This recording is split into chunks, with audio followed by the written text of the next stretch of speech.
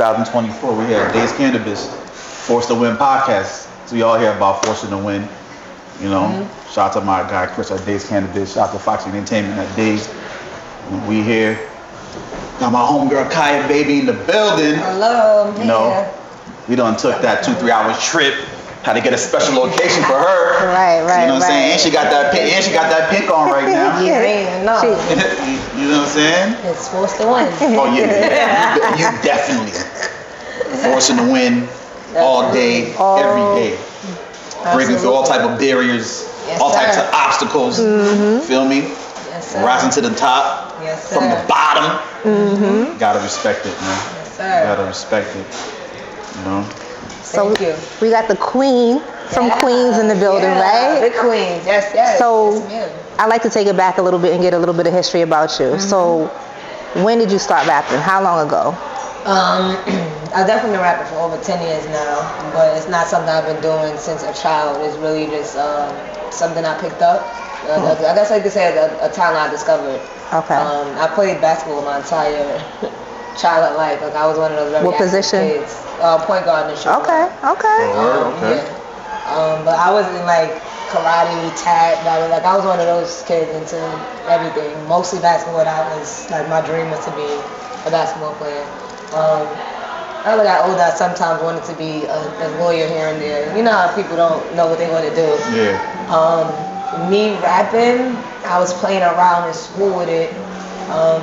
We always rap in school. We always rap with our friends playing around. But that's all it was. It was genuinely playing around. So one day I was playing with my homegirls. We used to call ourselves rapping dummies. So like I said, we was playing around. So we would just cut each other's ass. Right. So we would cut class and just be rapping in the auditorium or back of the bus, leaving school, whatever, shit like that. And one day my homegirls was like, "Nah, you're really nice. Like you can't play with us because you're too nice. Like you really nice." So you was like really like freestyling, like off the because you said you wasn't playing around, so you wasn't sitting here writing no rhymes. No, so you was we wasn't that deep into it. We was friends. So you was off the top for real. Yeah, like, we was just cutting ass off the shit like that, or banging on the tables in the cafeteria, shit like that. But like I said, I was still in school playing ball, so I had basketball practice. It was nothing serious. It was just a hobby, I guess you could say. I started rapping with these dudes, Team Lightwork. I hit up my boy Hits, we're from the same neighborhood in South Jamaica. They had a rapping group already called Team Lightwork. At the time, I don't know if they wanted to be rappers or anything. I don't know if they took it seriously or anything. I just know that they did it and they just took me in like little sis. It was all love from the jump. I was the only female part of Team Lightwork. And I don't know if you guys are familiar with Queen's Flip. Yeah. Back then, that's my bro. Like he used to live with me and everything. So. He was interviewing Bino. He was interviewing Bino. Automatically shot you up. And that's how I found out. I was like, damn, he was rapping with Fox. I was really cool with his daughter, so at the time Flip was doing it whatever, like all over the place. I don't even think he wanted to be a rapper himself either. He did the chicken noodle soup with my hammer on the side back then, and it kind of got a lot of traction. When he basically would take like Harlem songs, dance records, and make it Queen's version. So that's how he even, the Queen Flip joint. Started rapping with him. Then a dude named Ox, No Rap Money Ox, that's still my bro to this day. He was like, "Yo, we need to work on you really got a talent. Like you can really rap for real." So I sat with them a lot back then in the studio. I did not want to be there most days. I wanted to be outside. I keep making it physical. I did not want to be in nobody's damn studio at all. I wanted to be outside doing whatever. We worked on a project. I can't even remember the name of it right now, so don't kill me, Ox, if you see this. But he had a project, and he basically did Jay-Z's. Was it 444? He did one of, what's the Venus vs. Mars, the joint Venus vs. Mars was on. He did that project over. He remixed all the beats on there. So I was on a few joints from then, right? And then DJ Self heard it because he was signed to Self back then. And he was like, "Yo, who's that girl? I wanna sign her." So me not knowing better. Oh, word? Yeah, cool. Let's do it. So I did it. Oh, so you actually signed to DJ Self? They had something called Southern Music Group. Like he was the name of it, but there was another dude that put the money behind what we had going on. So back then, I'm new to it. they had the face, my face on wrapped on the van like for promo, and so I'm just thinking I'm a shit back then. Got that going on. We went to Cancun, did it big out there. They had a bunch of promo joints like Beach Bulls with our names on it. Antoine, I don't know if you guys are familiar with Antoine Bailey too. He's a really dope singer. It was us. It was Antoine Bailey, me, Ox, my boy Mel. Oh, this is down with self. Yeah. Okay. Dust Smitty, he from Brooklyn. It was like they was the original before I even came along. So back then I'm like, oh, this is, okay. So you actually sound like paperwork with self and all that? Oh, okay. So it wasn't no handshake type thing. It's like for real. Yeah, for real. Okay. You no longer signed to him? Okay. That was quick. That was Yeah, you're moving fast. So what kind of dude? So I don't know if you want to disclose this information or whatever you want to do, but what kind of deal was this? Was it the 360 back then? Or was it like those didn't. Well, those existed. I mean, I see that. Was it a production deal or like what was it like? Did you keep some of your publishing or? I'm not even gonna lie to you. I don't remember because nothing happened from it. Like nothing. And they let you go easy. Nothing. Yeah, because I think they changed over from that to another name. Like something internally happened. I don't know. Because they started winning. They started doing the winning thing. Yeah, I don't know. So when they switched that was now null and void. So I made sure I had a lawyer to make sure everything was. Oh, so you got a lawyer, so you got to you got a lawyer and all that, and got up out of that. Yeah, like I said, I had good grades in school. I mean, I've been bad, but I was very smart, and I was never stupid. Right. I wasn't familiar. I was ignorant to the music business and how it worked because I was very much so new. But I wasn't that stupid to just be sitting. I had a lawyer. I worked at a law office at the time, signing to them. So I had one of my bosses help me look over the paperwork with me. He broke it down to me what it was. It wasn't nothing crazy. I think it was basically like 2 years or a certain amount of contracts. It was, projects. It was one or the other. So before whichever one completed first, that's what it was. You signed as a solo artist or a group? Was it? No, solo to Selfish Music Group. Like we all collectively with Selfish Music Group. I guess you could say like Cash Money is all just Cash Money. Right. But at the time I loved Self, so like there was nothing. It was no hard feelings. We all didn't know what we were doing. Like I said, he was still new. Like he was just getting his name buzzing in New York. So he was really new. Okay. So from there, I learned a lot. I really didn't like it, like the politics of the music business in itself. You gotta have a thick skin for this, man. I felt bad. I felt it wasn't that I didn't have a thick skin. I did. It was that I didn't like the control, the lack of control that I had to do what I wanted to do, and then I really quit my job at the time. So then waiting on a person giving me money, I wasn't with that because I'm a hustler. I had a job since I was 14. What job did you have at this time during the self deal? That's when I worked at the law. The office, okay. Was you like a paralegal or something, or just? Something like that, yeah. Okay. Something like that, yeah. Definitely doing a lot of paperwork and unfortunately like placing liens on people's property and stuff. Shit like that. You was one of those people. Yeah, sadly, I'm sorry. I love y'all. What happened from there? After I gave it a break, I went back to work. Not with that at all. So I went back to the office? Nah, I went to. How long did you take a break from music or from I still was like recording the music, but at the time, probably I would say like a year or so. Okay. What year was that? When was that? That had to be like 2012, 2013. 2013, around that time. Yeah. I definitely fell back from that. And then, like I said, I always had a job, but I still was doing stupid shit. So I was into scamming and stuff, unfortunately. So I got caught up with the law with that. And I would get arrested for random shit for no reason all the time. I'm just like assault and just shit like that. So I was like, I was getting away with misdemeanors. So I thought I was, just getting away. That one last time I got caught out of state, it was not looking pretty for me. They was trying to slam me with the book. They was trying to accuse me of being like this Chinese group of scammers. They was like, must have been doing it big out there in that state. And I was like, why the fuck am my black ass on it?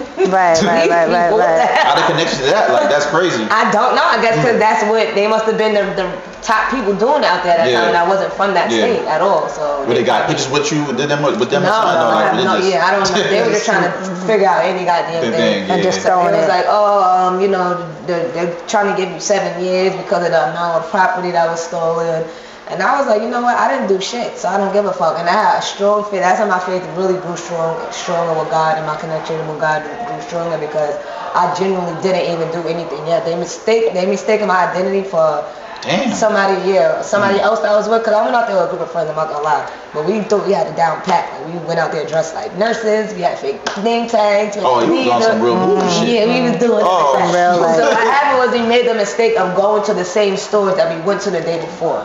So being that she already hit that one store that next day, when I came in there, they thought I was her name. Ready called the cops on me from back, and I had no idea. Wow. So my friend called me like, yo, what are you doing? I was like, I'm waiting for them to bring me to the laptops and shit. And she was like, yo, it's a mad cops outside. I don't know what's going on behind this shit. So I'm like, oh my God. Try to go to the bathroom. They're flushing. They were not flushing. You was trying to flush the cars? Trying to flush them shit. Rip them and flush them down the fucking toilet. So I just thought quick. I don't know what made me think. I ripped the fucking soles out my sneakers. I put them in the soles of my sneakers. Oh, okay. Soon as I got out, the cop was like, Whoop, got you.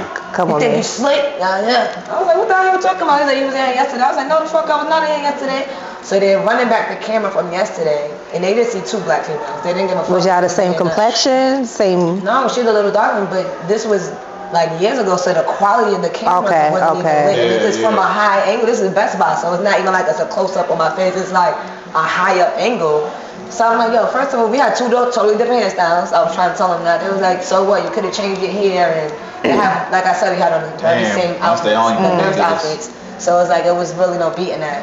So I had to get a paid attorney, of course, because I'm in a whole different state. I was not going no damn. What state is this? Ohio. Ohio. Yeah, exactly. So they was like, yo, you can hire a camera technology person and clear video. It costs like $3,500 more. I'm like, bro, no, my lawyer's already like 10 bands. My bill was $500,000 in that one county, so I had to wait weeks for them to switch it to the county that. So you was locked up at this time? Yeah. How long was you locked up for? At overall, probably like a month. Not crazy, a month and a half, because I was fighting it. And I was like, I'm not paying bill just because I don't. And then I had to stay in the state. That's how they got me. I had to bill, and I finally lowered my bill. I could not leave the state of Ohio, so I said I could have stayed the fucking jail for a little bit. Like now I had to pay like come on money for a hotel to stay out there and just wait for my court date. And then being that I had a clean record, thank God, like, you know, the misdemeanors and shit, you know, they don't look at nothing like that. My lawyer wrote a, excellent letter and explained to the lady, how I always had jobs and, don't get in trouble with the law or whatever. So the judge thankfully took it easy on me. She gave me my little time serving the rest of my 11 days. There was no such thing as like no alibis, like, because that wasn't you obviously the day before, so they didn't give a fuck. It was no, I'm not gonna lie, there was no way of proving that wasn't me. There was no way. The way how blurry it was, and it's a black female, the same exact outfit, same exact jacket, it was no way to prove that. Broken, so somebody can just actually eyewitness me to say it was her. No, that wasn't what it was. It was the lady at the store said it wasn't me. So it was her word, of course, that she's not of color, against mine, and then the camera. It was no way of me, you know what I'm saying? There was no way at all, unfortunately. But there was there's no way to figure that. Like, you couldn't even say like, well, I was here yesterday, and my person right here can prove that I was here yesterday, and none of that. No, because then that would be me snitching. You incriminate, you incriminate your friend, Because they were trying to figure out who I was even with. Are you still friends to this day with this person? No. Only because like she kept doing it with the same people. And she herself ended up getting incarcerated. I found out a little. So you didn't learn your lesson the first time. I can't be around that type of thing. Right. And keep doing that with my life and playing myself. So after that, I got my shit together because I pled guilty. I'm not gonna lie. I wasn't about to play with them people, and I knew it was no type of evidence. And I'm not sending 7 years for nobody, and I was not doing that. I would have been pissed the hell off putting myself through that. So unfortunately, I did end up with 2 felonies. And they gave me hell at first too. I had to drive to Ohio every month to take a drug test for like 4 or 5 months until my parole officer, I love her because she really fought hard for me to switch it over to New York. So once I got it switched, I went to a program. I had to go to a program, then they taught us how to get jobs, and then I had to learn how to even conduct myself on interviews because having a felony now is over for a lot of jobs. Right. You had to learn different laws, what to answer, what not to answer, you know what I'm saying, what's legal, what's not legal. And I got on my shit. I just focused on the music, and I really told myself, like, I'm going to really focus and go hard with music. So, of course, I had to get jobs because I had to get my money back up after going through that. So, this was like around 2015, and since then, that's when I really started going hard with the music. That's when you started really forcing to win. So, yeah, absolutely. Definitely like around 2017, started forcing to win for real, going hard. Definitely going hard. And once I stayed consistent, going hard, I started getting more notoriety, more attention, bookings, features. Then that's when I was able to really quit my job, and this is like my full time. Yeah, that's what I do. That's what I do. Okay. What made you stop playing ball though? You was moving so fast, I didn't want to interrupt you. I was like, my homegirl's playing ball. Like, I want, yeah, you know what I'm saying? So I need. Politics, same thing with music, the politics. Once you get to college or about to go to college. So you was like going D1, D2, or you just after high school was just. Yeah, after high school was like whatever. It was just politics was too much. And I'm not gonna lie, I kind of lost my passion for it. I'm not gonna lie, being and hanging out in the streets, you know, going with friends and just wanting to hang out and doing stupid shit. I lost my passion for it. So you was like ball in middle school and all that too? High school? Yeah, I was taking it serious as a kid. I used to play like, be the only girl playing with boys a lot of times. Like I was in this crossing them up, doing all type of shit. Absolutely, I was in still nice with it? Impact. I don't know. You haven't touched the ball? When's the last time you really played a game? Right. A minute. My shot is still there because I still go, when I see our arcade games, I still play. Clapping it. I be clapping it. I did that at the party recently. Somebody wanted to battle me. I said, "You sure?" He was like, "Yeah, I'm gonna buy you a shot." I said, "Alright." Bust his ass. Let's do another round. I said, "Boy, we're gonna have to do every shot then because you're not gonna keep doing do-overs." I bust his ass like 3 times. I need to hear my homegirl ask her that footage because she recorded it. I bust his ass 3 times back to back to back. But yeah, I did play in the league Impact. I was the only female in that league at the time. So it was like an AAU type league type? No, it was just all boys. Oh. It was all boys. And they let me play. I was nice enough to play with the boys. And I played in Central Park League. Like I played all over New York at the time when I was playing ball. So I definitely was into it. And I had, thank God, no cousins from my other cousin on his dad's side. They was nice and bull. So that's how I even sharpened my skills playing with them. I used to bust their ass. There was only one cousin I couldn't beat because he was older than me and taller than me, so I could never beat him. But yeah, I played for a minute. Played my whole childhood, junior high school. That's dope. So fast forward. So I've seen a couple of your freestyles. Like, I respect you. I respect your grind. I respect your rap. Like, everything about you is dope. Thank you. You're not one of the females, and I'm not knocking any other females, but you talk real. You rap. You got bars. Your bars, your cadence, your deliverance, everything is so dope. So kudos to you on that. Thank you. And breaking the barriers for females. Thank you. So as a female in this industry, do you feel like you still struggle to get yourself absolutely seen? Absolutely. Not at this level. I'm definitely there seen, but you know, it's always politics. People have their own female artists, so of course, you know, people gonna try to block your shine. But they gotta do what they gotta do. It's a business. I respect it. But absolutely it's hard because I can't even blame the fans or anything anymore because they speak out on it. Like, no, we're tired of that. We want it. It just unfortunately that's what's being pushed. Sadly. Right. They're tired of what? You're tired of like just like the more. The same thing, over sexualized music and it like. Everybody's tired of it. It's in the comments. It's people saying it. People's posting it. Like producers is even posting it. And other artists even be posting it. Like Jermaine Dupri. Like people be posting like, yo, where's these artists at? I was like, bro, y'all know y'all see us right. Right. Y'all know y'all see our asses right here working and doing, not with being pushed or being over. I think that's a problem with today's industry structure.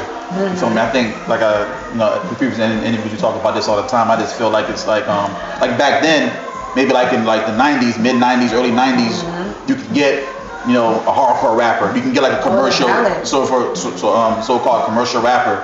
You can get a street rapper, but all of them can have success. You know what I'm saying? Right. In the radio programming, they're playing all of that. You know what I'm saying? It's not like they're playing certain things. You see what I'm saying? I feel like now that's the problem is like mainstream things are playing a certain type of music. You see what I'm saying?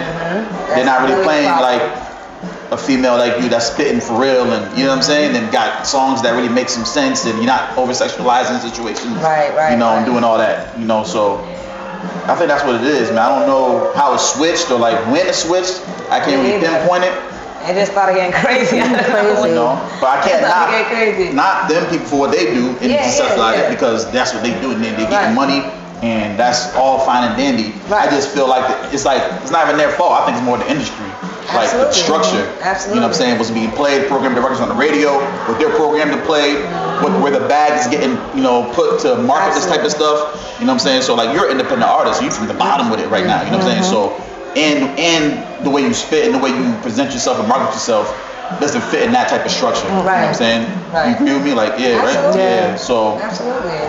A dude had made a good point to me before. He was like, y'all like to blame the men. Like, that's what the men love. And it's like, no, we might like to look at it, but when you go to these shows with females that spitting and shit, it's mostly men. And when we look at analytics, a lot of female rappers and that really spit, we can see what percent is women, what percent is men. It'd be mostly men that really support us. So you can't just knock the niggas. They come out and support. They like that. They want to hear it. They can relate to it as well. So it's not just, you can't keep, that's what the men want to see. Like, that's what y'all assume. Like, they might want to see it, but they don't want to see it all the damn time and hear it all the damn time. It's just like becoming too much. Like you said, I'm not knocking anybody who do it. If that's your thing, that's your thing, and it's not even them to blame, like you said.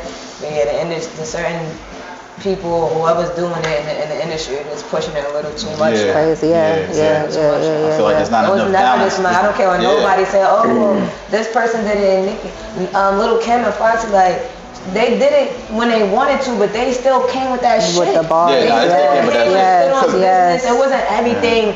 Ho, shake that. Yes. Like they Foxy came was and spitting, stood Kim up was here spitting. and was talking that You shit. know, there was different rappers. You know, Rod Digger back then was doing this. Yeah. Like, you know, Pen. like us as even men, we go buy female albums. I listen to Little Kim shit, Foxy shit. You feel what I'm saying? Yeah, I'm not buying. Like, no disrespect to like Nicki or Sexy Red or you know. Nicki was spitting, talking that shit. She was when she first came. Yeah, when she first came out. Yeah, when she was talking that shit. Fendi and all that. Yeah. It was still to this day she talk her shit. She don't overly sexualize herself and be on it. Nah, she's a woman at the end of the day, so she's gonna show her sexiness and show her. But I'm just saying, me personally, you know, I ain't like go to the store and buy a Nicki album like I did Foxy. You know what I'm saying? And it's I don't know. I say you missed out. I bought the mixtape, you know what I'm saying? Back when she had the mixtape, you know, I took a listen to that, you know, Beat Me Up Scotty, the joint she had with Big Mike, you know what I'm saying? Yeah. Pink Print is my shit. Yeah. Pink Print is like one of my personal favorites. That's my shit right there. Yeah, and it's even worse now because of social media. It's like social media is like a good thing, but it's also a bad thing because you got all these little girls that are looking at this and they're hypnotized by it. And it's so sad we trying to explain to people. I don't think they understand how algorithm works. Like when I see people be writing and commenting, I'm tired of this shit. I be trying to tell people like the more you comment that you don't want to see it, the more it's gonna come on your page because you interact. That's how Instagram works now. Whenever you're interacting with. So me, I'm not gonna lie, I don't see a lot of that negative shit no more because I don't really follow any blog pages at all. I deleted Shade Room, all that stuff. And when I see something that's like suggested posts, I will pick the 3 dots and I put suggest for your post. And it's simple as that. I see nothing but like male content on my page. Animals, because I love cats and dogs, so I be seeing mad shit like that, or mad funny videos like comedy. Joey's way, he's one of my favorite comedians right now. I think it's hilarious. You ever seen a Spanish dude? He be acting like his mom. He be having a bonnet on. And then and then the Jamaican dude, Gil, he's mad funny to me too. So I see that stuff a lot. I don't be seeing none of that no more. You did a little bit of acting? Yeah, I do a lot of acting. You still? Absolutely. I'm doing the film right now. Every Sunday we have rehearsals. So y'all know I be burnt and tired. So you got movies on Tubi? Tubi, Amazon Prime. I'm not sure if that film I'm in on Netflix is still on Netflix. I have to check. But I was in a film called 40-Year-Old Virgin. Not Virgin, V-I-R-N, the V-E-R-S-I-N, Virgin itself. Okay. Rada Blank wrote it. I don't know if y'all familiar with her, but it was a story based on she's coming into her 40s and she just didn't want to do her life really. She wanted to figure out she wanted to rap again. And I guess she used to be a rapper before. So, you know, it's people, encouraging her, like, just do it. Do what you want to do. Who gives a fuck? Like, you get out, you love it, do it. She had a bunch of dope rappers in there. So she had myself, Young and May, Shuni, the battle rapper also was in there. I believe she was the same with Kodak, if I'm not mistaken. I mean, with Lil Yachty. Not Kodak, but Lil Yachty. I would have to watch it. It was kind of a lengthy film, but it was a dope film. It was a dope film. I'm in that on Netflix. And yeah, mostly Tubi, Amazon Prime. How many movies would you say in total you're in? More than a handful? Yeah. Because I was in a series also. Yeah. Was that the only series you was in? No, I'm in another series called Frenemies. But Okay. it was similar. It wasn't a repeat episode. It was similar to, I don't know if y'all are familiar with Black Mirror on Netflix. Yeah. It's basically, it doesn't, one episode doesn't tie into the next. It's basically just random little short clips of. Okay. Yeah, so I was in that. I'm in a short film that just dropped, Worst Day Ever, Better Than My Last. I'm in like 3 installments. Yeah, so you like acting that you like really going. Yeah. Is that something you want to pursue? Absolutely. Yeah. Absolutely. Would you also just like in on like a major network, like a CBS, yes, wow. How I'm gonna forget that myself? Wow. Yes, I was in East New York. I came on CBS. Okay. East New York, yeah. And how did you land that?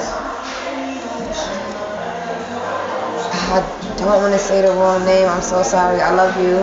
He had reached out, I believe, to my aunt. Okay. And then we started, we exchanged info and we were emailing each other. He worked with that cast. So he was like, yo, dope. I'm going to send you eyes audition for it. And, I did the audition online. I believe, what's it during quarantine? I don't recall, but I think it was a little after, but we definitely did. Nowadays, even out after quarantine, a lot of things are on Zoom now because I think it's so much easier for everybody. Yeah. So I actually auditioned for the CPS cast on Zoom, and they loved me, so they just had to switch the character a little bit because I didn't really fit the original written. I was supposed to be like an older auntie. Okay. And they was like, no, we're just gonna make you like the friend or something if you're hiding out. He's hiding out at your house. So yeah, that was fun. Yeah. That's dope. Yes, East New York. Yeah, shout out to them. I hope they pick up. A no station, please pick them up. We want it back on TV. That's dope. That's dope. That's how I get most of my acting roles. Like people will see it and reach out to maybe the producer. Yeah, that's my next question. Like, how do you get all these roles? Are you applying? Are people hitting you up or? Yeah, shout out to my boy Lou Steffren. That's the first dude who got me into my first film, Play Before You Eat. Like I said, it was 3 installments of that. So from there, that's how I got into the series Sisters Keeper. And then just so on and so on. My boy True Light Film, shout out to True Light. He shot a lot of my videos when he first started. I think my video was his first big break. He tells me that all the time. He's like, after I did your first video, I got so many clients after that. Now he just does a bunch of movies. I don't even think I think he still does, like he'll do it for me, a music video, but he's into film now, heavy. He's been putting out a lot of projects, dope projects. He just dropped something called The Pill White Horse, super dope. And he's working on more films now. He got Gravy in it, now he's leaving. So he's they're definitely doing their thing. Yeah, big shout out to Luke. From there, people will always reach out to him. Yo, Kyah, and he's like, listen, I don't, reach out to her email, do whatever you do. So yeah, I do that. I still go audition. I don't want anybody think it's favoritism. Like, oh, it's Kyah, baby. Yeah, you got the role. No, I still have to go audition. Okay. Even this film I'm in right now, Brainfest. The original role I auditioned for, when I got there, they wanted me to do another part. So the lines I had, it was like completely out the window. I had to do a completely different girl. And then when I went back again, they changed me back to the girl I originally. So when you're doing these movies, are these more like more improv? Like they give you the scenario and you just come up with your own lines? No, or they give me something called sides. Like they'll have their script kind of somewhat written out already, and it's called sides. So they'll give you a couple of lines from that character already, and you just. They do it. They do it with you. Like they read the other people's line and you read your line. Okay. But yeah, this one, like I said, it was like 2 other females who was auditioning also for that same role. So for each role, it was like two or three people auditioning for these characters. So it definitely, that was my first open audition. I can say though, like with the whole cast and everybody just like watching you for audition. Usually they pretty much closed on Zoom or just be the directors and the writers. But yeah, because you in a couple movies or? Yeah, I did. Fuck you, Frank. I did a couple of movies. You did a couple of movies. You did a couple movies too. Yeah. You know what I'm saying? Yeah. I still get to see that one. I still get to see what I want to see. What was the name of the movie? It came out last. Oh damn, he's gonna kill me. It came out last. Like 2 years ago? No, last September. It came out last September, October. It came out. You know the name of it? I forgot the name of it. Oh. Yeah. You know what I'm Getting all the ones. Yeah, because I got so much. You know how when you have so much going on, sometimes that's why I forgot the CBO. it just slips your mind. Isn't it like something with do with the cold or like freeze? What is it? No, Frosty. There you go, Frosty. Oh, is that a comedy? No. It's about a drug dealer and in his life, and he was a pimp, and I just happened to be his top Oh, hoe at the time. But yeah, so the movie Oh, so opens up. you played a hoe? Shut up, Frank! Oh my God! one thing You got this acting. It's okay. I understand. It's cool. I played a whole one of my You know what I'm things. saying? I wasn't hoey, but I did some hoe stuff. I was sleeping with my sister's boyfriend. No, see, I wasn't. In front of me. I was just his top girl, but I wasn't hoeing in the movie. But it was a sex scene. We opened up with a sex scene, so that's why everybody was like, "You in a sex scene?" So how was that? My homegirl did that. She was so uncomfortable. it was uncomfortable, and I know the person, but I kept my bra on, I kept my underwear on, but it was just so like, oh my God. That is crazy. How do you act that? You got it too. Camera angles. Yeah. And that's why everybody was like, "Was you really?" And I was like, "No, I wasn't. It's the way he angled it." Question. You know damn well she was. I mean, come on, man.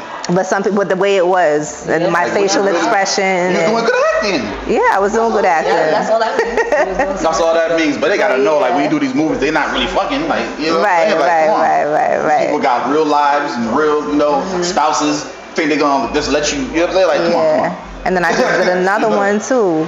I just did another one, but this one don't come out until the summertime with Stan.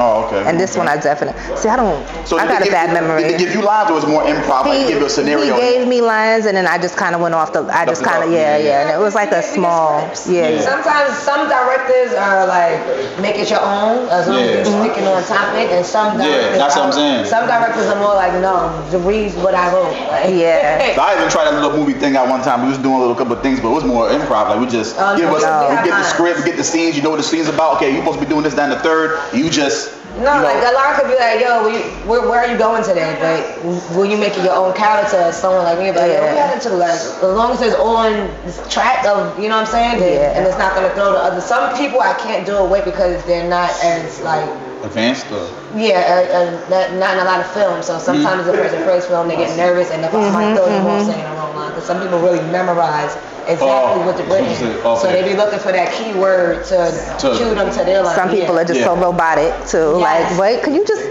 loosen up? Innocence Lost. That was the name of the movie. Okay. So Innocence Lost. But yes. Okay. So let's get back to you. So who would you say is your biggest influence? Who influenced you throughout your... I'm not gonna lie, it's not no person. I would say just like life in itself, like the things I'm going through in life. I can honestly say too, after losing my brother, and that just kept me going, because like the relationship we had, I know he wouldn't want me to just say fuck it and just go back to regular 9 to 5, you know what I'm saying? So I definitely use that as motivation to keep going, keep kicking it. My supporters for sure, my fans, people that write me like, yo, you don't know how much you inspire me. Like, I had someone the other day tell me like, I really do this like because of you. Like, you really inspire me to keep going. Like, you didn't even know. Like, so just things like that really, when I be wanting to give up, things like that always keep me going. And I come from a strong family of women. My mom's side has about 11 sisters. And we're a close family. We're not one of those, like nowadays I be hearing people say the wildest things about their family. I'm like, well, I'm really blessed because people are like, oh, that's my family. I'm not going to town. Well, you know people with like 1 or 2 aunts and probably a few cousins. I got mad cousins, clearly, because all my aunts have kids. And we're all close. And some of my aunts were more like my cousins as well, because we were close in age. Like, my grandfather was a Rolling Stone. R.I.P. to him. So he had, like I have one aunt that's younger than me by a year, and then I have another aunt that's a year older than me, and the next one's 2 years. So we were close. Oh, y'all like close. You got West Indian in you? Yep. Chinese Jamaican. Okay. So they, the older aunts is watching us, and so we grew up like more like cousins rather than aunts. My dad's side is mostly men. He got about 7 brothers, and I only have 2 aunts from on that side. But I mostly grew up on my mom's side. So just watching like their strength. I just saw a post today, matter of fact, I meant to share it. It was like, I came from a strong woman, and I know it was days that she probably cried herself to sleep or shit I didn't know, but she got up every day and made shit happen. So it's like, that's just installed in me. I always been hardworking. That's why like basketball also played a part in it. Like, this is part of discipline and keep going and pushing through any type of adversity thrown your way, especially being a female basketball player like that, because niggas is always gonna try you in anything that's dominated. definitely from that, most of my aunts are married, so they had, you know, good men in their lives that, you know, there's no strength. Like I was never this. So you got that force to win soul in you. That's like all day, every day. For sure, definitely. Real talk. Yep. So who would you say is your biggest supporter? Probably my dad. Your dad? Like I would randomly just walk past him or something and he'll be playing like, oh look what I was listening to, and it'll be me. Or I have a lot of people. He used to work out of college. I'll have a lot of people like, yo, your dad. I know your dad. You play your stuff all the time. So I got fans like that from him. He's definitely my number one fan. He probably knows who my dad is. I have a lot. I don't have no top like one crazy fan I can think of. I have a lot of supporters. Okay. Got a dope core following. Absolutely dope core following. I can say that. And you build it every day on it. You know what I'm saying? Who do you go to for advice? My manager. Your manager? My manager, because he's been in the business. He's helped the most legendary artists in the business. Beyonce, Neo, 50 Cent, Nas, like people highly respect him. Like I will never forget I was at a Nas listening event a few years back. You know, he just FaceTimed me to see how it was going.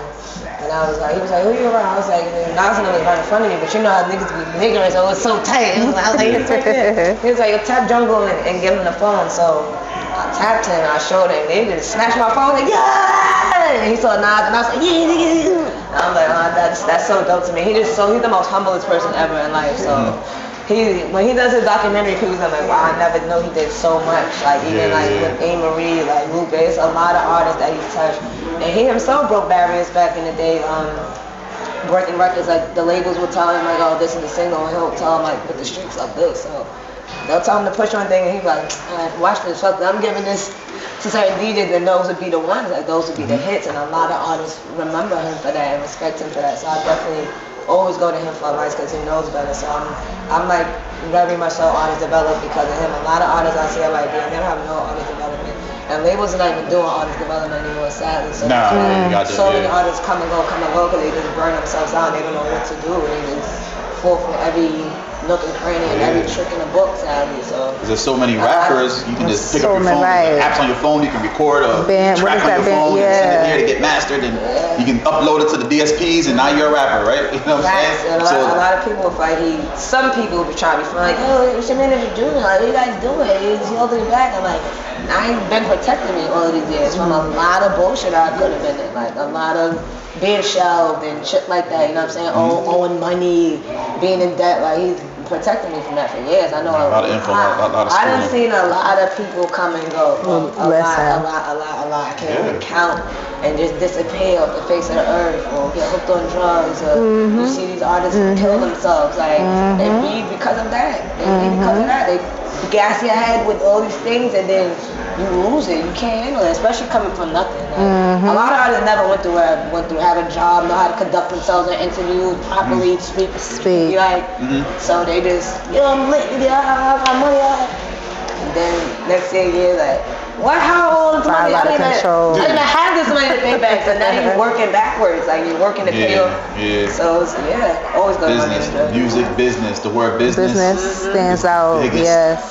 Word. Music is doing the music is this. Business is this. Who found who? You found him or he found you? He was actually around from Selfish Music.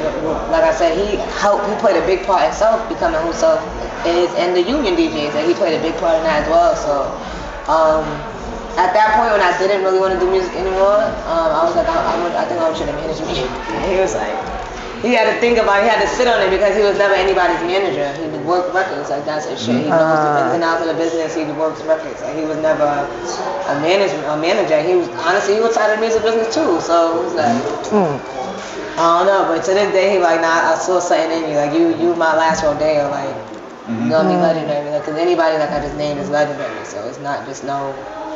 He was around, I guess. We've been around each other from then. So I asked him to be my manager. So you got so many big artists backing you. Conway, you got 50. Who was the last? Was it Rakim or Big Daddy Kane? Big Daddy Kane, right? So how does that make you feel? It makes me feel like my hard work is definitely paying off. I just can't wait to enjoy the fruits of my labors financially, so I can bless people that's been in my corner and holding me down. Like this guy right here, like I have a small team. I don't have mad niggas behind me, mad money. Like people that's with me, they have 9 to 5s. Like my cousin that's always with me, Lulu, she makes sure she comes out to whatever show she can. But like I said, she's a mom too, so she gotta work. And then my bro Mel, he's with me all the time. He makes the utmost sacrifices, even if he's going to work or no sleep. He's making sure we at the whatever event he gotta come through with me. If I don't got a ride, he's coming through, come scoop me, and you know we doing what we gotta do. So shit like that makes you feel. It makes me feel amazing. So when I get recognition from legends like that, it's like wow. It's That keeps you going. That keeps you absolutely. Right. Go back to that question, what keeps me going. That's another major thing that keeps me going. You know, people on the internet, they like to troll. Yeah. And I always wondered, like, what's wrong with you mentally? That's why I was so happy I took psychology and sociology in college. I'm like, nah, you're really mentally deranged, low key, to just wake up and say, I'm gonna troll this person for no reason. Because what did you get out of it? Like, even if you got the person upset, it's like, what's next? Right. They're What is upset, next? and what are you sitting on your home like, I got you mad. And then what? Like, what's next? They're really sitting on your couch like, I got them mad today, yes. You still gotta go to your 9 to 5, but I'm still rolling. Yeah. How about that? It just feel like they got your attention. That's all. That's all it is. Clout and attention is a hell of a drug. That's a hell of a drug. That's worse than fentanyl to me. I swear to God, people will really almost kill themselves. That's a hell of a drug. So people like that say shit, I'm like, bro, I get recognition from legends that's been around for years. They've seen it all and heard it all. Right. And there's millions of artists and there's people trying to be artists every day. So for me to be on their radar and get their attention to the point of, oh, no, I'm following this girl. It's like, that's amazing. Even when I was at the show, Big Daddy came, I saw MC Light's niece. And she was like, oh my God. I told MC Light, and she was like, yeah, she wants to meet you so bad. I was like, oh, yo, wow. And it's crazy because I was trying to meet her at one of the hip hop anniversary things that they had this summer. I forgot what stadium I was at in Queens. But it was in Queens. I was like, yo, let's see what those are going. Let's go. Queen Latifah was there.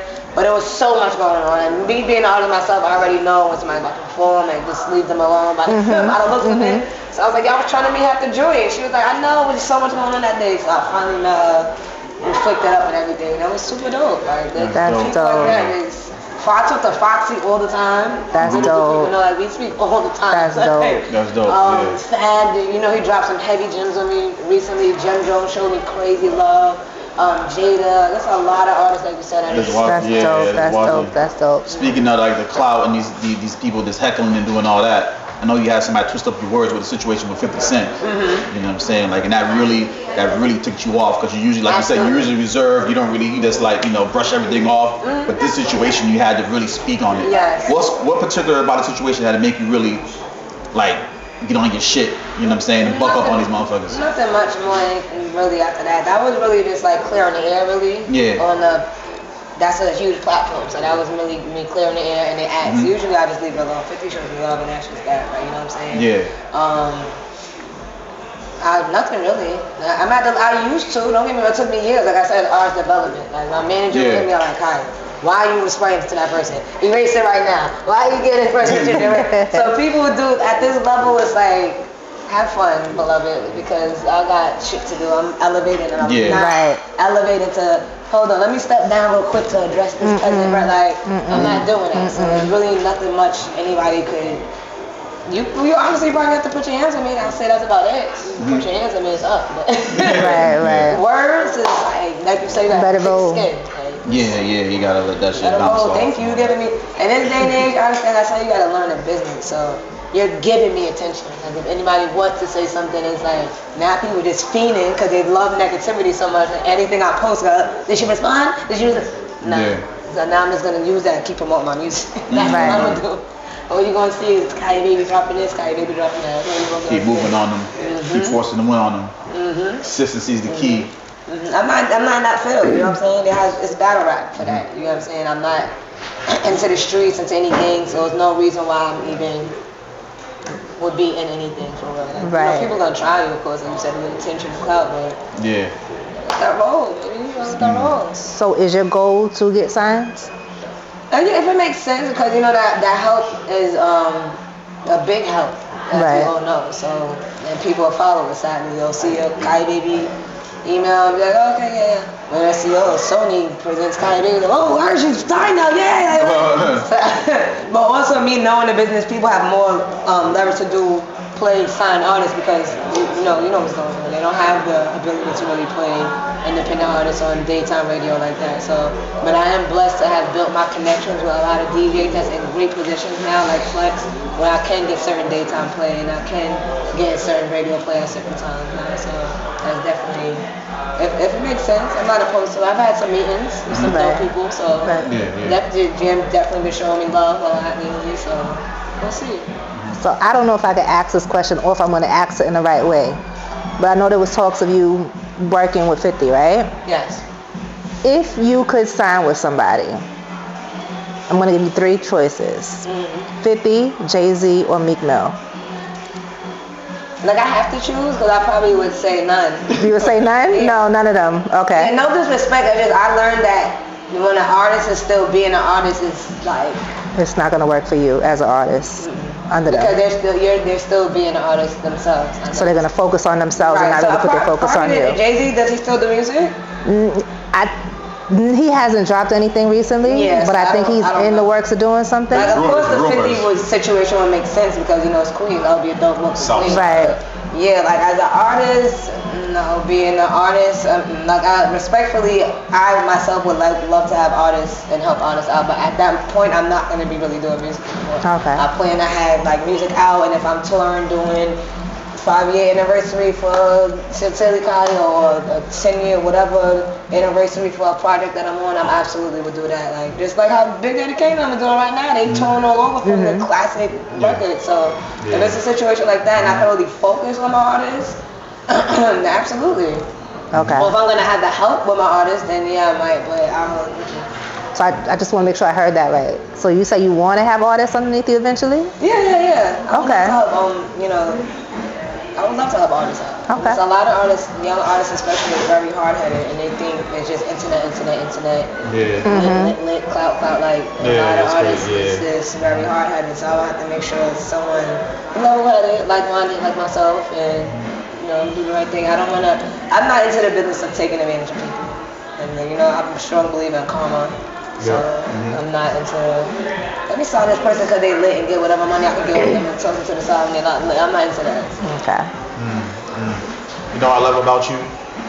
I love how you had to sing a new energy. Yes. You know what I'm saying? Yes. You really promoted that for a while. Yes. People don't understand, like, when you have a single that you want to run with, you got to run with it. It's not like you just 2-3 months and stop. And you know what I'm saying? You really was going in for it. You was really outside with it. Hitting every major stage with it for like from my recollection, I did a year and a half. Nah, 4 years. 4 years. Okay. That was. I think it dropped like in November, December, so definitely the full year. Yeah, you was definitely pushing that hard, like regardless of the situation. People was loving it. Even when I tried to drop another single, I tried to drop a single, Hot Chick, but people just still running to the interviews. I'm like, okay, fuck it, let's go, do it. People, like 3 people just tagged me in a reel today using new energy, like just getting footage in New York and shit like that. Like, people love so that. how was it clearing that sample? And did Hov ever hit you up or say he loved the song or? Not yet. However, Busta Rhymes, Beanie did hit me up. Okay. Beanie did hit me up. He likes the song.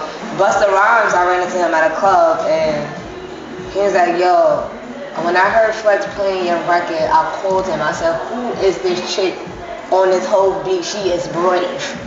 But she did it justice. He said you did it justice, and I'm super proud of you. And keep going, keep pushing. And this is in the middle of the club. He told me this. So that's when I was like, I did the beat justice. Yes, I don't know if I'm cold or you just gave me chills saying that. Hov ain't tell me yet, but if someone like Busta They don't gotta say shit. Yeah. They actually go out their way to do that. In the club. That's amazing. You know what I'm saying? So and there's another thing that keeps you going. That Right. Absolutely. Yes. So that's when I You know knew what I'm I had one with that one. So that's why I didn't touch a video yet. I wanna, if I could partner with a label, something like a single deal, and they I would love to do a dope video for that because I want to take it back to like Tunnel Day vibes type of vibe with that. Tunnel. Definitely have Flex in it because because he definitely played a big part in helping me break that record. So he called me. That's how I knew. Flex never called me. Like, people think we're like best friends. No.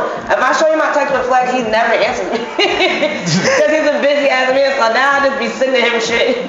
If he plays it, I generally do not find out until he posts it on Instagram. People swear I know I'm about to know. Whenever he posts his post, I'm playing these new music artists today, that's when I know. He don't never tell me respectfully. I love it when he does that from the beginning, getting me hype. When I sent him that record, I don't know if he called my manager. Yeah, he definitely, no, he called me. He was like, that record is hard. Take the bass out. It was like a certain bass or drum or something. He was like, take it out and just let your vocals speak on it. Leave it like that. I was like, all right, cool. So my manager hit up the producer. I'm not familiar with the, shout out to DJ Meek. He made the beat. He called him and was like, yo, take immediately. And then we went from there. The first time Flex played, he played for like 5 minutes straight. 10 minutes straight, I think. Everybody dreams of those bombs, huh? Yes. And you got those, Yes. phones going crazy. The bombs is dropping. The bomb, right? What was the kept feeling going like? back. What was that? The phone was going crazy. What was going on at that time? It was a And where was he it? had played like freestyles prior to that. Like I would just, being that I know he loves freestyles, I did the L-Bomb, the L Cool J L-Bomb freestyle. And he liked that one a lot. Like he liked it so much he wanted me to, I already went to Flex a few years ago, like up to the station and freestyle. And he wanted me to come and do that. I said, you sure you want me to do that one already? Oh, it's on my page and stuff. He was like, I don't care, you can do it up here, you can add to it, whatever, switch it, I want that. So after that, I would just send him I know that's what he likes from me. You know what I'm saying? Like everybody can't, like I can't always give artists certain advice because he might not like how you sound on those type of beats. He might like you on, you know what I'm saying? So I just started sending him freestyles about every play, and I finally had that single. My manager told me he actually picked that one, like, yo, listen to this beat. He played it. I think we was in Texas. I think we was in Tycoon. Matter of fact, looking for the 50 Cent joint. That's how crazy it is. Tycoon week, huh? We was in a room, he playing the beat. I was like, okay. I talked to it. It's a classic beat. Then I just said that one line, hope back that ass up, like niggas. I was playing with it. He was like, yeah, that's gonna be fire. You should keep it. I was like, all right, fuck, I'm gonna keep it. So I just completed the whole song, sent it to him. He loved it. We knew we had one on our hands, and we just ran with it. To this day. Now it's like when I go places and perform it, it's one of those like I really don't even have to say anything. The crowd will be singing. Listen. The record. When you came to the cypher last year that he hosted, like I said, your energy is everything as well. Yeah. Like you walk into the room and like you just exude confidence and just like you don't even have to say look at me. Folks are turning around, look at you. But like you brought a whole different energy to his cypher. Thank you. Yes. So that was fun. Shout out to my guy DJ Drew when we brought you out there. You know what I'm saying? That was amazing. You interacted with the crowd. Yes. You know what I'm saying? That was another thing too. Book Kyah, baby. She gonna do her thing. We're gonna have a time. Have a good time. She's gonna give you your drop on time for the joint. She's gonna promote the flyer. I still owe you know what I'm saying? Verse. I did not forget you. I got you. I still owe her that verse. Yeah, shout out to Boom Chic. Oh, Boom Chic. Okay. Listen, she gonna do what she say. She, like I said, she gonna promote that flyer. You feel me? She gonna come on time, and when she gets there, she gonna interact with the crowd. You feel what I'm saying? And if the crowd's looking good, she gonna do extra. You know what I'm saying? I get that all the time. Like you know a lot of people be like, "Yo, you're so nice." But it goes a long way. The whole time. You know what I'm saying? That goes a long way because now me as a promoter, who shot book, you know? Yeah, a lot of artists coming. Just, that goes a long way in the promoter world. You know what I'm saying? Like when she wasn't standoffish. You know what I'm saying? She interacted with the crowd, all that counts. You know what I'm saying? Helps you get bookings. You know what I'm saying? And you did a good job. So the management you got behind you, guiding you, shout out to them as well. You know what I'm saying? Kyah Baby is definitely good business. You know what I'm saying? Yes, definitely she is. good business. We'd love to bring you back out there again. New England loves you. You know what I'm saying? Definitely gotta come back out there. Definitely gotta do that. Had a blast. Gotta do a part 2 or something. Oh yeah, nah. We're definitely gonna get some shit. We're gonna get some shit going. So now let me get to my juicy questions. Yes. You ready? Yes. That's why you even warned her for it. So are you dating? No. Why? I'm not gonna lie. It's hard and it throws you off focus because when you're not into the field that I'm into, a lot of things that you just don't understand. A lot of people demanding of your time that I don't have, and well, I do have, but time that is like a sacrifice. Like I gotta be out networking, and then you do time coming in and going out every day. Like, bro, that's really literally part of my job. You know what I'm saying? And some people will feel like you don't have to go to everything, but the past 2 years and 3 years of me being single, I've been going to everything and look at the difference. So it's definitely a different. How do you keep that? How do you keep that guard up? Not because everybody needs something. You just. I got a couple holes in there. You get your back scratched when you need it. You got a couple understandings. It's all good. For me as human, I'm like, I gotta be balanced and find out what's going on. But no, the balance is real though. Celibate really keeps you focused though. Like as you can see, certain artists now want to be, not artists, certain people want to be celibate. It's what they say, and it really keeps you focused though. That's funny. If you're not like a super horn dog, because some people are really just super horny. They got to do it. They cannot help it. I'm not a super horn dog. I really be invested into my career, and I'm really genuinely tired. Like I'm not gonna lie. I need my rest and my mental peace as much as I can get because it's a crazy business. Right. So I really make time for that. And it's a balance. It's a balance. But how do you block them? Like you got some perfect teeth. And, I know they on your back. Right. What do you do? In your inbox. I know better. In your inbox. You know what I'm saying? I know better. I know. Sometimes people just they're attracted to how you look. Yeah. So that's what I'm saying. How do you? That is it. I'm past that. Like I be out so much. I'm not gonna lie. I see the same. Not the same. Don't get me wrong, but I see a lot of females with the big butts, and I'm not, a lot of things I'm not fazed with anymore. So that is not a distraction. I've been out. I'll be outside. So that's not. And I've had my share. You know what I'm saying? It's not like I just date any old body. So it's as long as you have a great personality, I could probably fuck with you. But I'm not gonna lie. A lot of people once they start opening their mouth, turn the door. And I'm not talking about bad teeth. I'm talking about the shit they say, their mind state, their mentality. At this stage in my life, is like, what are you talking about? What are you talking about? And no disrespect to nobody, TV shows. I'm not knocking nobody. Do you think it's your coin? But certain things people are like, yo, you saw that fight with such and such?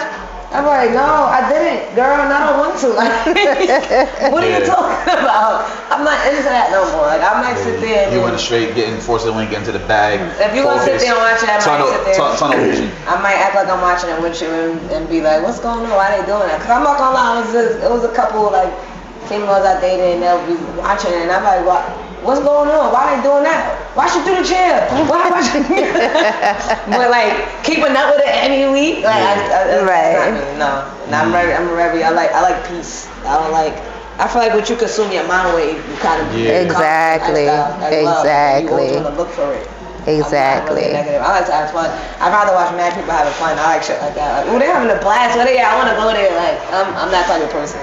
So a turn off would be what you just said. The mentality, not if you watch it, because I know people that's very educated, they just like that. You know what I'm saying? That's like when people like, I love me a smart little girl that listen to Young Thug on her way to work. You know what I'm saying? Sometimes it's not even how they are. There's certain conversations I could tell they just like probably didn't pay attention much in school and don't know the difference between their and theirs and things like that. Absolutely turn me back. Like, yeah, that turns me up, baby. Goodbye. We're gone. No type of ambition to do anything, like just looking for handouts or think you can even sway me with like materialistic shit. I'm not into that. So yeah, because you do it for yourself. So. Right. So just things like that is really a turn off to me. Would you be opposed to dating anyone from the industry since they already know the lifestyle? It depends. It depends on. I would really have to get to know that person because, like I said, most people assume that I'm very like a female aura with the females. Like they always assume that. I always get accused of like dating one of my homegirls that I'm with. Like just yesterday, I was on the way here. I was dying laughing at my homegirl's text. Some dude she gave her number to. She gives her number. You know, guys about your drink, get your number. He was being very.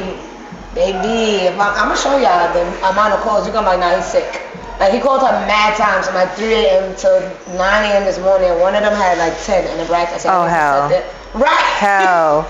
Someone that you just met, and this next text was like, you know, you could go ahead and do all that fake gay shit with your homegirls. I'm not into that. Oh. I'm like, damn, what the? It was only me and like 3 of my regular ass homegirls. I don't be hanging out with mad yikes and shit like that. No offense to them, but you know, I got a couple dyke homegirls. I love y'all, but I don't. It just be me, and I'm not even that. I'm not dykey. I don't consider myself that. I'm a regular still female. I'm just, people always assume, I guess, because I'm Kyah baby, or that I'm attractive, that any female that I'm with, I'm sleeping with. Like if we was to go out to get something to eat right now, they would probably, yo, that's you, right? Like, So they'll skip over me and be like, that's you. yes. Y'all not holding me in? Yeah. That's you. Oh, man. Yeah, no, it sucks. It sucks. It sucks. Yes, I'm Trust me. like, damn, like, why people have that impression of me? I don't be doing that with everybody, you know what I'm saying? So, Yeah, wow. So I asked you what your turn off was. Which is your biggest pet peeve? being messy. Being messy. I don't like Drama. Like if you put on one persona on Instagram and I come check you and it's a mess, it's like, why? I feel like if you don't have kids, people with kids are the only people I'll give an exception, because I just shot a video the other day with kids and I was confused on how they made a mess. In a 0.5 seconds they made a mess.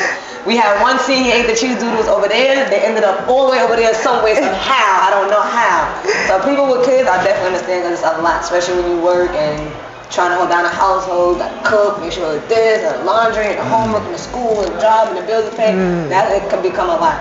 But if you just single, and you dress mad fly and showing up on Instagram and your houses, your place is a mess, I don't like that at all. Why are you doing that? Right. I'm glad you saw I come from a West Indian household, so they did not play that. No. Washing the dishes every night was a must. Cleaning the counter. Especially Jamaicans. Dirty gas. Yep, sweeping. Get up out of the blood clot bed in the middle of the night. Who didn't clean the dishes? Like, it's instilled in you and me, I should say, since young, like a mess. My mother did not play that shit.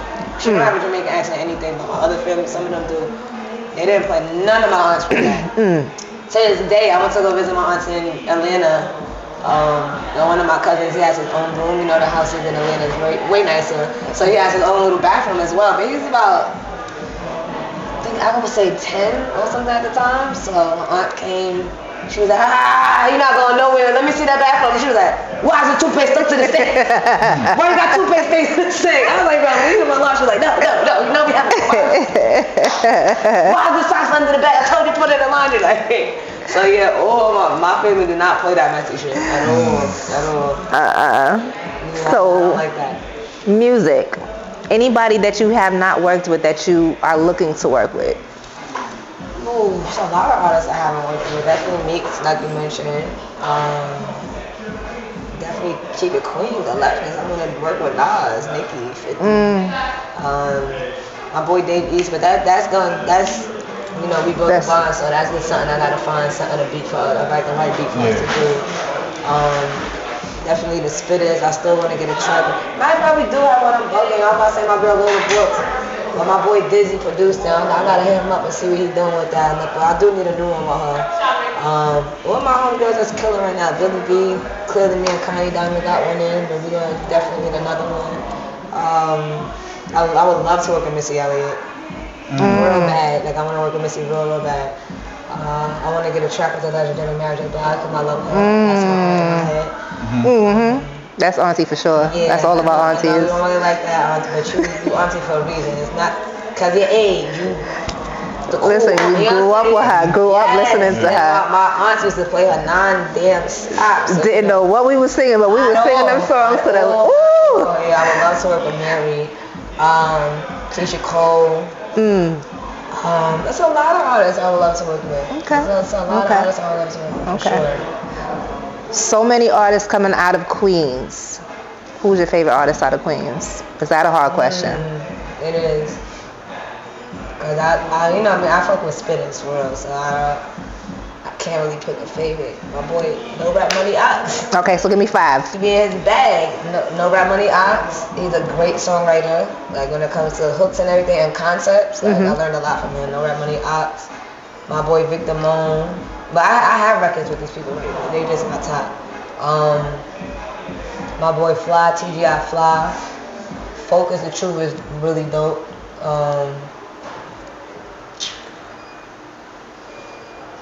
King Streets. Oh. Shout out to King Ooh, you used to roll with them, didn't you? That's No? They from Nah, Far Rock. You yeah, never- Far Rock, I yeah. used to run with Ox and them, like I said, back in the day. Okay. That's who Okay. I used to be in the studio with. Okay. He told me about hooks and like shit I didn't know when I first started rapping. Hooks, ad-libs. I can see you in King Street. I going could, crazy. right, yeah. Yeah, we had a track together, but it's not like no talking shit. It was just a fun record we did. I definitely got a shout out my bro Dev. I told you Dev is actually dope too. He does his thing. Oh, yes, yep. His bag a lot.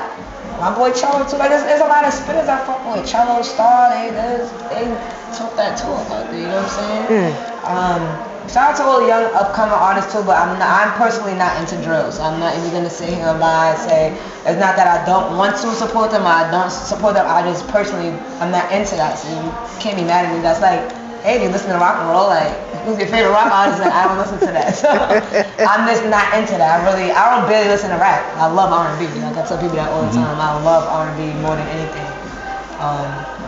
So yeah, those my top from Queens. They be spitting talking that shit.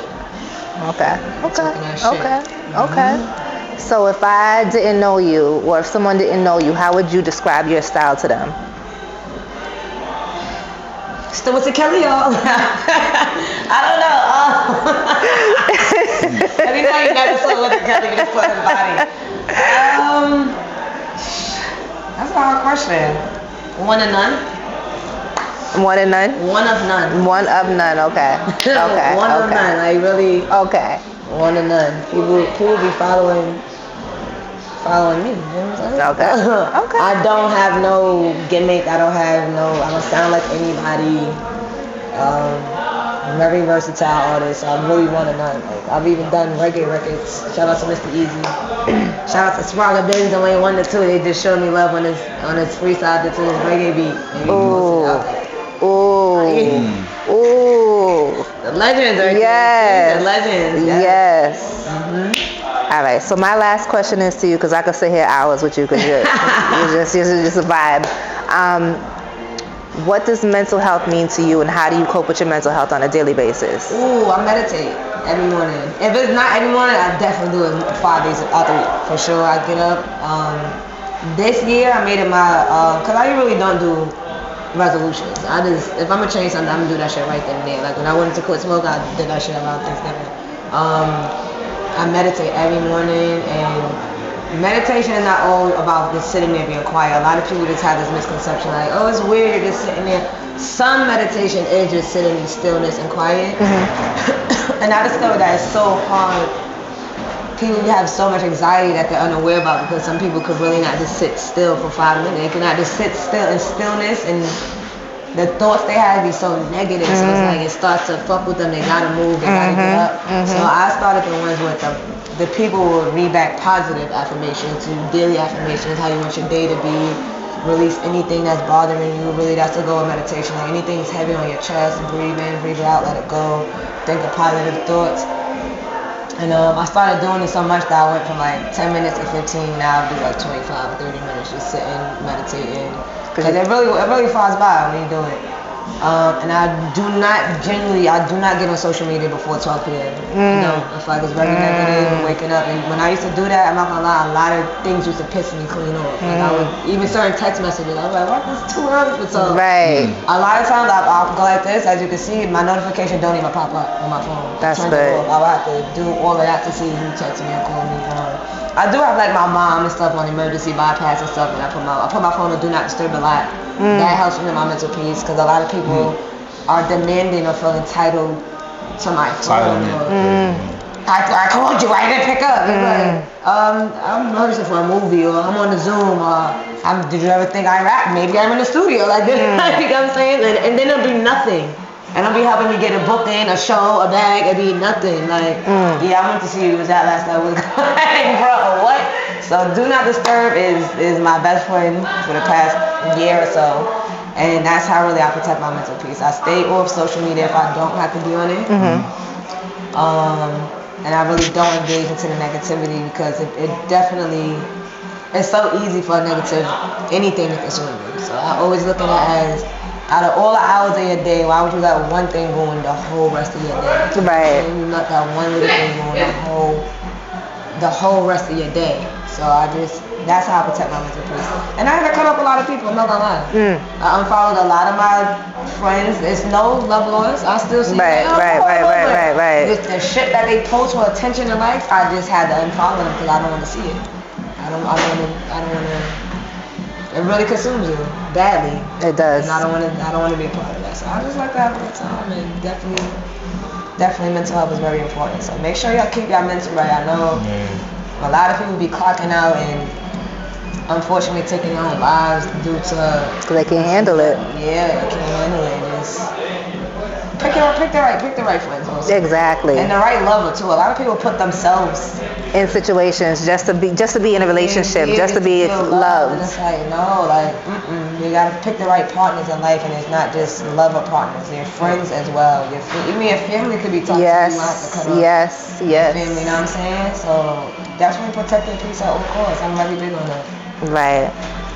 My last question is, what does Kyah Baby do to force to win? Like you said, in this industry, you gotta have a clear head. A lot of fuckery going on. A lot of people trying to block you. A lot of nonsense. You know what I'm saying? I need a force to win story where you was put in this corner where you like felt like, damn, I gotta pull this shit off. Bottom line, I don't give a fuck who's in my way. I'm pulling this shit off.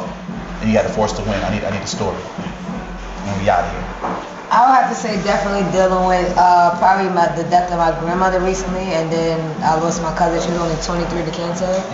Pushing through, but like I said, my family is very supportive. So when she was dealing with that, we had we had Zoom prayer calls. So we would be praying for her or whatever. If her spirit was up there, and that's how I got this tattoo. You gotta be strong, Mother Toy. That was her last text to me while she was battling, battling whatever. So those situations, like to make them proud, I was forced to win. I had to push through. Even dealing with my grandmother, she had stage 4 cancer out of nowhere. It's not something we knew for years or knew months about. I was just taking her to get her laser eye surgery during quarantine. Every appointment, I was driving my grandmother. You know what I'm saying? I was like this, like I was her oldest grandchild, so I was her baby. So things like that and situation like that, I had to force to win. I had to keep going. I could not give up. Certain events and certain venues and things I had to book for. I had to push through and keep a smile on my face and still just take pictures of everybody when I really wanted to just be in the house. You know what I'm saying? So, but trust and believe. It's times when I feel like I need that break. I took them breaks. I took them breaks. But taking a break is also a part of forcing to win. Don't think. You can stay consistent and take a break. It's part of recharging and coming back. You gotta absolutely recharge. Yes, you gotta recharge to force to win. You can't win on an empty battery. No, you can't. Right. Well, this interview was definitely dope. I definitely appreciate you for coming out, sitting with us. Thank you for having me. We got the special location. We got the queen from Queens in the house, right? Shout out to Days Cannabis once again for having us. Thank you for having us, Days. Make sure you come check them out, Union Square, NYC, for the finest. If you're not from New York, coming at nighttime because parking is like $30. Yes. I'm over here thinking, Tim, did I park in the wrong place? Nah, we good at certain hours. But New York, we having meters till 12 to midnight. Listen. Some blocks. We crazy out here. You come out, have a boot on your car. Now you gotta cover the daytime right there. It'd be funny as hell. In this little area, it'd be hilarious. It'd be different artists, break dances. Really? Okay. It's quiet now. It's late. It's cold. During the summertime, it'd be lit. Yeah, because when we came out here for the grand opening, the park was a couple of people in there. It'd be lit right there. It'd be a bunch of people playing guitars, pianos, trumpets, birds in the head, all types of shit. But yeah. So until the next time, Leticia J. It's your boy Frank Nino. Kyah Baby. It's Kyah Baby, by the way. Stop putting a damn I on my name. It's Kyah. Don't let Siri fool you. We outside forcing the motherfucking win. Shout out to my guy Lavish Life behind that camera. DJ Drew, I thought you motherfucking knew. And we out.